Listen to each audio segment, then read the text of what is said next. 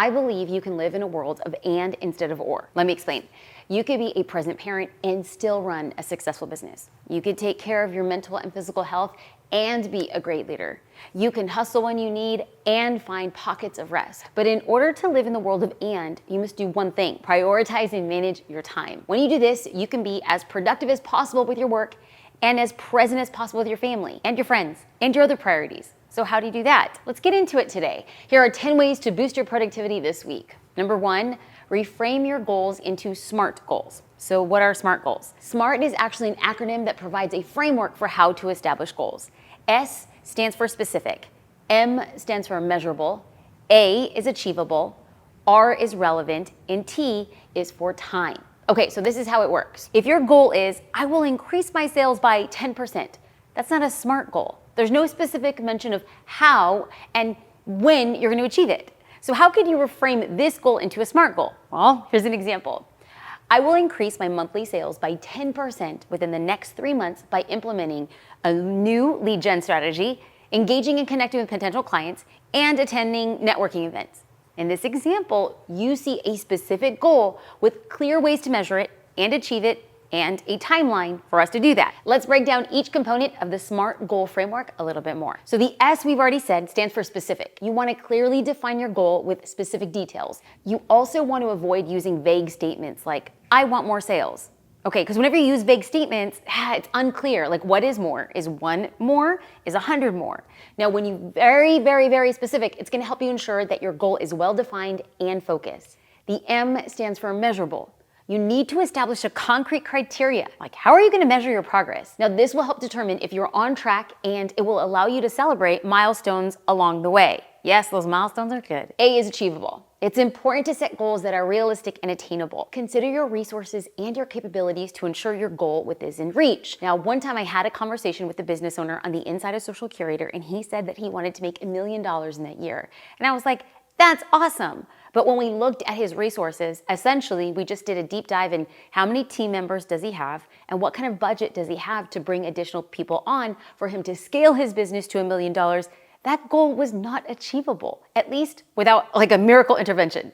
The goal should be a challenge, but not be so overwhelming that it becomes unattainable. So the R stands for relevant. I want you to make sure that your goal is relevant and meaningful so that it contributes to your future vision. So if your goal isn't relevant, if it doesn't mean anything to you, if not in the first time that you wake up in the morning, you're like, I want to do it for this person. I want to do it for this event. I want to do it for me. If you're not thinking about the changes you need to make in your business, it's not really relevant. We want changes that we make in our business to wildly impact our life. The T stands for time, and it's actually time bound. You want to set like a specific framework and a deadline for achieving your goal. Because without a deadline, you don't have a sense of urgency, and you could get distracted. And without a timeline, you're not going to be accountable. Now, I think being time bound can also help you break down your goal into smaller milestones, and then you can track those deadlines so that you're actually tracking your progress. So establishing SMART goals is the first way to boost your productivity. And the second way, I know I'm gonna rub some people the wrong way, is I'm gonna ask you to keep only one tab open. The only tab you absolutely need at a time. Okay, so you know that feeling when your house has clutter everywhere and the TV is about 3 times too loud and your kids or your pets or your partner is chatting up in the next room and you're like, ugh. That feeling of overstimulation, it also happens when you have too many tabs open at one time. Narrowing your tabs down to the ones you need for the task, only the task at hand, well, it creates a more focused work environment and it enhances your ability to concentrate and dive deeper into the content or the task that you're working on just right there. And it also encourages getting that task done. By focusing on just a few tabs at a time, you increase the likelihood of completing that task or project before moving on to the next one. Yeah, tabs. Okay, as an added bonus, closing unneeded tabs on your computer, well, it also speeds up how fast your computer works. You're welcome. Okay, the third way to boost productivity is to keep your phone on do not disturb or like work mode when you're working. Our phone, y'all, my phone is my biggest distraction. Sometimes I just want to get my phone and I want to throw it into the ocean and just have it disappear. Because if I'm distracted, I'm not getting my work done. Now let's be real. Think of all those buzzing notifications. the incoming calls, the apps fighting for your attention. When you turn on do not disturb mode, you allow yourself to get into deep work and enter a flow state, which requires, prolonged periods of undisturbed concentration and that brain power. I want flow. If I want flow, throw my phone away. Well, not really. I just put it on do not disturb. And let's be real, don't worry. You can still set your phone calls to allow from people who are the most important to you. I would also recommend designating times that you're gonna check on your phone. You don't have to check on it all the time. This way, you don't go on like that scroll bender. Have you ever gone on that scroll bender? Where it's like all of a sudden Alice in Wonderland and you pick your head up and you're like, how did I get on this feed at this time of the day 37 minutes later? Am I the only one? Okay, like when you are not scrolling, you get one assignment done at one time, and then maybe you allow yourself a little bit of time, designated time, to get unscroll. Now, the fourth way to boost your productivity is to consider making Wednesdays like a no makeup day. I know this is all for like the girls in the house.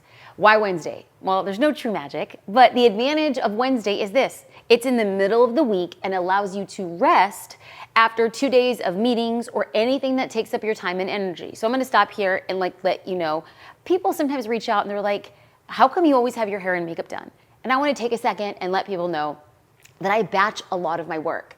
Anytime that I need to be on a podcast interview, in meetings, I put all of those days, all of what I call like my on-camera time, all of everything I have to do on just those Tuesdays of the week. The rest of the week, it is like my hair is in a messy bun, I got some big hoop earrings on, I'm blaring like my rap music, and I have no makeup because this is my get in, grind, and get done. So I wake up, I work out, I come home, I shower, I work. Those days, I'm on no makeup days. And I like creating pockets of time so that I don't have to be on. It's the getting ready every day. Ugh, no thank you. Okay, so during your no makeup days, you could spend time dedicating to learning, writing, catching up on work, and you could do this all without having to worry about being on for other people. Now, if Wednesdays don't work for you, like no problem, you could pick a day. Now, this is for guys and or girls.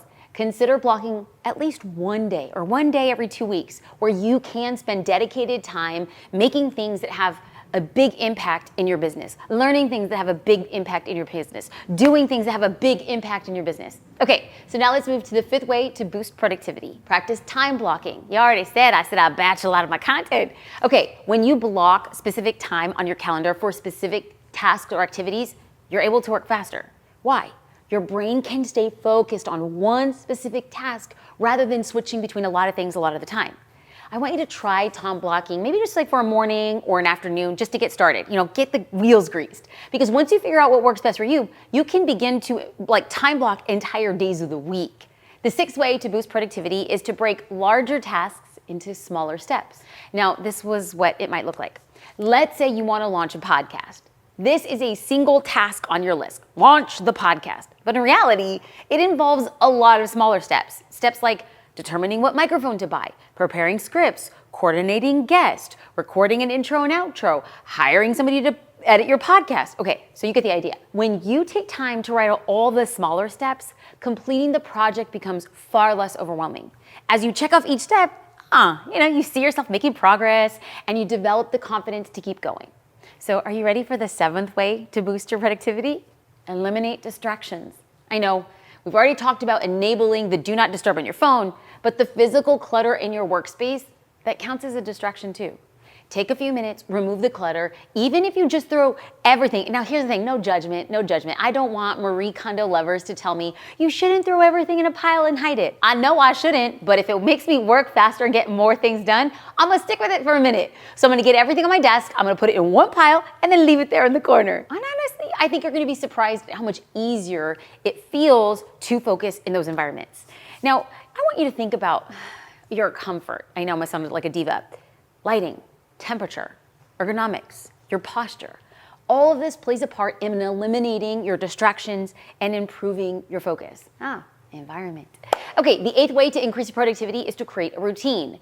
Now, I don't think it has to be complicated. Your girl is very simple. But having a specific order in which you do things, it helps minimize, mitigate, remove decision fatigue. Instead of deciding what to do and when to do it all the time, you simply follow your routine, saving your, I don't need to make these decisions. Like my decision-making skills, I'm gonna save them for way more important things in my business. The ninth way to boost productivity is to set a timer. And I know this is not high tech, but it actually works. In fact, I was reading an article in Inc., and researchers at a social networking company, the Dragon Group, I'm saying it wrong, but we'll add it here. They believe that there's a specific work to break ratio, 52 minutes of work followed by 17 minutes of rest. That's what you should aim for. So if you want to try this, first set your timer to 52 minutes of uninterrupted time to work. Then set your timer for 17 minutes and do something totally different that does not involve a screen. Go on a walk, stretch, meditate, eat a snack, etc. And then you repeat this 52-17 framework for the rest of the day. You're welcome. Okay, so finally, the 10th way to boost your productivity. Practice the 2-minute rule. If the task takes less than 2 minutes to complete, tackle it immediately instead of adding it to your do list. When you do, you prevent small tasks from piling up and causing unnecessary clutter in your mind. This is like getting all those papers and putting them on the desk in your corner. In other words, you don't need to put brushing your teeth on your to-do list. Now, I know that it might feel like a lot. We're talking about productivity and you're saying, Jasmine, I don't need more things to do. But I promise implementing 1, 2, or all 10 of these is really gonna boost your productivity. So let's give a little recap. Number 1, reframe your goals into SMART goals. Number 2, only keep one tab or the tabs you absolutely need open at one time. Number 3, keep your phone in do not disturb or work mode while you're working. Number 4, consider making Wednesdays your no makeup day, or at least time block in some way, shape, or form. Number 5 is to practice time blocking. So this is us, instead of saying an entire day, we're just gonna break out smaller pieces of our day and focus on just those tasks. Number 6, break larger tasks into smaller tasks. Number 7, eliminate distractions. Number 8, create a routine. Number 9, set a timer. Number 10, practice the 2-minute rule. And I have a bonus tip for you because I'm being extra productive. You can download my productivity planner so you can take a peek into my organizational process. You'll learn how to create a productivity plan for every quarter, how to break it down into goals every month, week, and in a day. Now, you can download it and then you can share with me in the comments which of these productivity tips that you are going to start implementing today.